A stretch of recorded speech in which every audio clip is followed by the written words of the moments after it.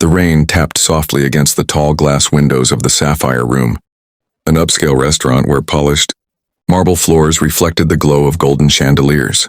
Inside, billionaire Richard Halden sat stiffly at the corner table, his eyes darting to the entrance. He wore a tailored navy suit, but his posture was cold, guarded.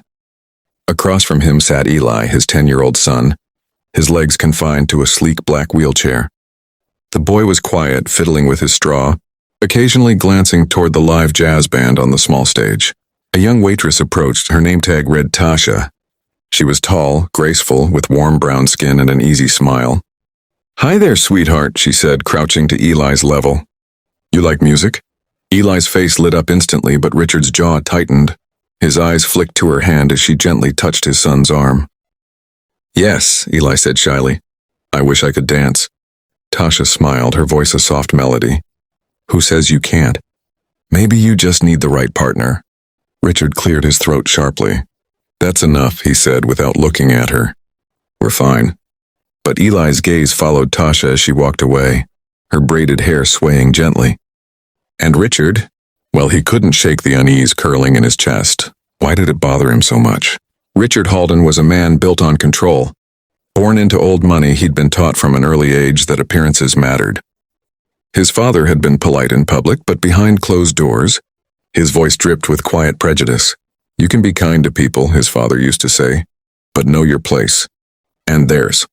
Richard never questioned it. Even after he became one of the wealthiest tech investors in the country, those lessons lingered, hidden like rust beneath paint. Since his wife passed away 2 years ago, Richard's life had narrowed to business meetings, quiet dinners, and keeping Eli safe and separate. Tasha, on the other hand, had lived a life Richard couldn't imagine. She worked double shifts at the restaurant while studying dance at a community college.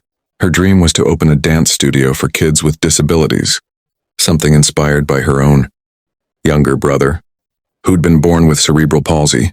When she first saw Eli, she recognized the look in his eyes, the longing to be part of something, the hunger to move, to belong. But when Richard's sharp tone cut her off earlier, she felt that familiar sting, the one she'd learned to ignore, the one that whispered, "Some people will never see past your skin." That night, fate would test both of them. The dinner plates had been cleared, and the band had shifted to a slow, swaying tune. Eli kept glancing toward the stage, his hands tapping on his knees. Tasha approached again, carrying 2 small dessert plates. But instead of placing them down right away, she crouched by Eli. "You know," she said softly, "I could teach you a move that works even from your chair. Want to try?" Eli's face broke into the kind of grin Richard hadn't seen since before his wife's funeral. "Tasha," Richard began, but his voice was weaker this time. She didn't wait for his permission. She took Eli's hands, guiding them to the rhythm, showing him how to sway his shoulders and spin the wheels, just enough to make it look like a graceful turn. The boy laughed, a full, bright laugh that echoed across the room. Richard froze. It was the sound of his son coming alive, and it was coming from her. For a moment, Richard saw something different.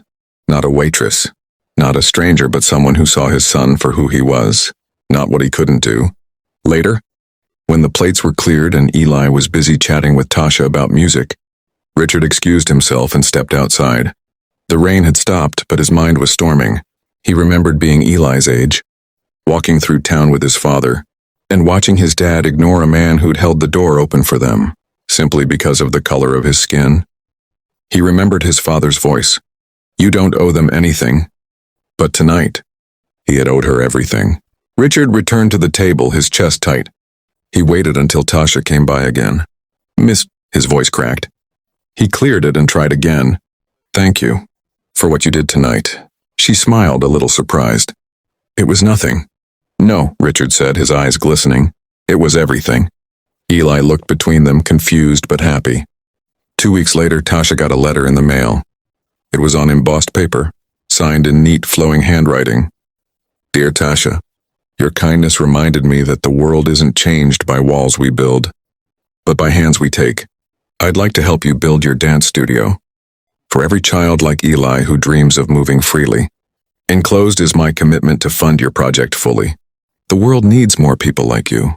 Sincerely, Richard Halden." The first studio opened 6 months later.